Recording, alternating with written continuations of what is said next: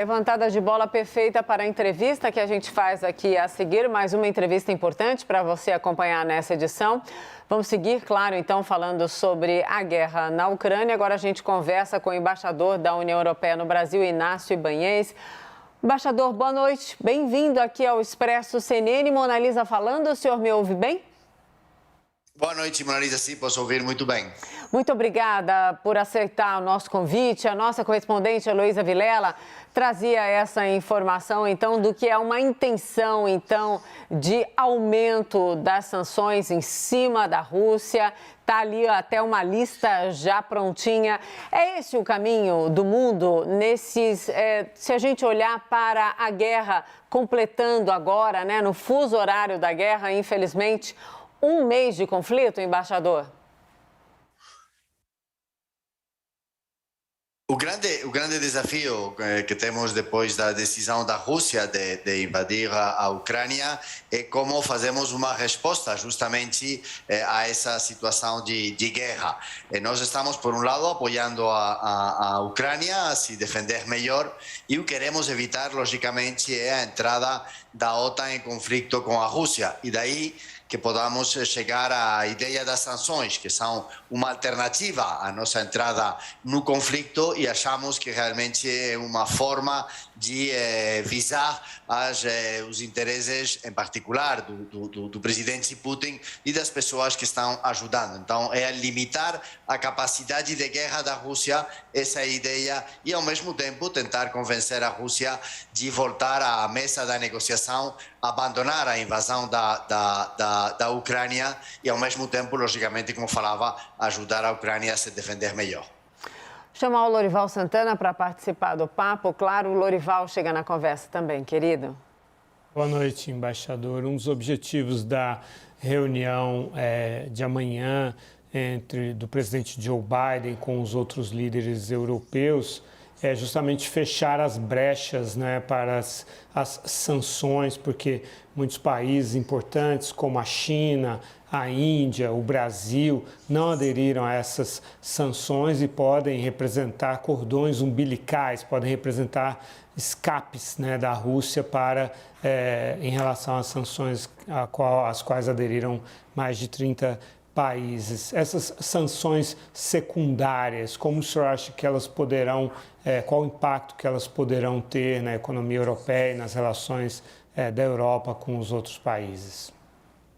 As sanções são, sem dúvida, dolorosas. São dolorosas para, no caso da União Europeia, as sanções que estamos colocando, logicamente, exigem um sacrifício para os europeus, mas não somente para os europeus. Fizemos a quarta rodada de sanções, estamos buscando realmente tocar e convencer a Rússia de voltar a uma situação de negociação. Não é fácil, você tem, como você falava, tem que buscar todos os mecanismos. Eu diria, contudo, que é verdade que alguns dos países, você mencionou em particular o Brasil, não se somaram ao tema das sanções, mas ao contrário, nos votos repetidos que tivemos no âmbito do Conselho de Segurança, Assembleia Geral, Comissão de Direitos Humanos, e amanhã teremos seguramente uma nova votação no tema da ajuda humanitária, o Brasil está trabalhando com todos os restos. Eu acho que a melhor mensagem que estamos dando é uma mensagem de unidade primeiro da União Europeia. Tivemos o nosso conselho informal de chefes de Estado e de Governo em Versalhes, em Paris. Agora vamos ter um novo conselho. Vai começar com a participação do presidente norte-americano. Eu acho que não pode mostrar-se mais claramente a unidade entre os dois lados do Atlântico e para conseguir responder a este desafio que planteou um país, a Rússia, e que temos juntos, eu sei que insisto, juntos temos que conseguir resolver. Vamos continuar a falar com todos os nossos parceiros. Com o Brasil falamos todos os dias e, insisto, até agora o seu comportamento foi muito bom e estamos seguros que vamos continuar a ter essa solidariedade e esse apoio do Brasil. Falamos também com a China, tivemos conversas dos líderes europeus com os líderes chineses. Queremos explicar a eles, se você mira o voto da China, não foi na mesma direção que a Rússia, já isso é uma indicação e, logicamente, se eles podem se sumar, seja seja nas sanções, ou por lo menos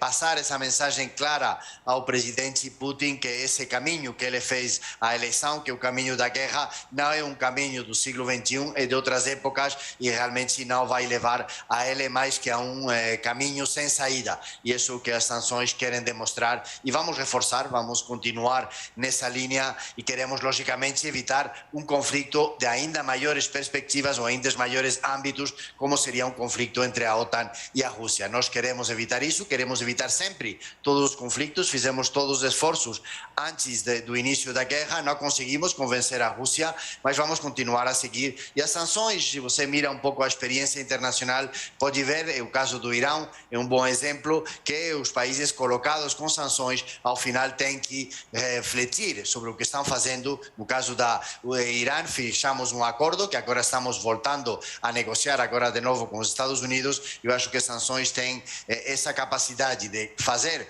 uma mudança de comportamento sem chegar aos métodos violentos, que é a guerra, que logicamente todos queremos sempre evitar, e uma guerra das proporções que podiam ser um enfrentamento entre a OTAN e a Rússia. Pensar, embaixador, em Putin recuando é algo difícil, né, nesse momento. Eu queria a opinião do senhor. O senhor acha que o mundo errou em algum momento em já de cara não baixar sanções mais duras? Esse conta-gotas das sanções, o senhor dizendo, estamos na 4ª rodada, foi um erro ou foi um acerto nesse um mês de guerra? Dá para ter algum apontamento nesse sentido? Eu acho que é um acerto, você tem que ir progressivamente, tem todo um trabalho também de elaborar as sanções e, sobretudo, o que nós queremos sempre com as sanções é realmente visar as pessoas que queremos visar. Nós não queremos fazer umas sanções que tenham um efeito sobre o conjunto da população russa, esse não é nosso objetivo é realmente limitar a capacidade de guerra de Putin e do exército russo. Queremos focar sobre as pessoas que estão apoiando ao Putin e para chegar a isso e, sobretudo, chegar no âmbito internacional não é fácil, porque você tem que colocar, primeiro, no caso da União Europeia, o acordo dentro da União Europeia, tem que fazer esse diálogo com o transatlântico, mas temos países, por exemplo, pode ver a Suíça, que não era um país tradicionalmente que seguia o âmbito das sanções, está se sumando conosco a essas sanções. Então, o diálogo sempre exige mais tempo que as imposições, mas nós estamos nessa linha, pensamos que sim, que vamos aproximando-nos a medidas, e eu acho que também do lado russo eles cada vez vão ir sofrendo mais e desejamos que realmente a Rússia possa refletir. Você falava que o Putin não vai para trás. Bom, temos exemplos onde ele também madurou e pensou as coisas 2 vezes. Vamos desejar que agora seja. Eu acho que também a resposta do povo ucraniano está sendo exemplar, estão resistindo de uma forma que nem o Putin pensava que ia fazer, e eu acho que também são lições para ele e juntos temos que continuar. Sim, toma mais tempo, sem dúvida que é uma ação de outra natureza, mas achamos que o caminho é preciso e insisto, a Rússia nunca pensava que a União Europeia ia ficar unida, nunca pensava que a Aliança Transatlântica ia se manter e não pensava que o conjunto da comunidade internacional ia votar cada vez que se coloca esta questão, seja no Conselho de Segurança, seja na Assembleia Geral, com os votos tão negativos para a Rússia. A Rússia está isolada, isso é uma realidade. Rússia é um país forte do ponto de vista militar e isso, logicamente, estamos vendo os efeitos, e em particular os ucranianos, mas também é um país que está sofrendo estas sanções e, desse ponto de vista, a unidade, eu diria, da comunidade internacional e, particularmente, o laço transatlântico está a funcionar, e a visita do presidente Biden amanhã para participar no Conselho Europeu, uma boa mostra dessa força, dessa solidariedade, dessa aliança que temos com os Estados Unidos, os países da União Europeia. Embaixador da União Europeia no Brasil, Inácio Ibanez, muito obrigada, embaixador, pela conversa. Queria conversar mais, mas o nosso tempo acabou. Já deixo o convite para uma próxima. Por favor, diga sim e volte aqui para conversar com a gente. Obrigada. Você sabe que eu aceito sempre os seus convites. Lá estou. Muito obrigada pela deferência, embaixador. Obrigada, Lorival, querido, que participou comigo de mais uma entrevista.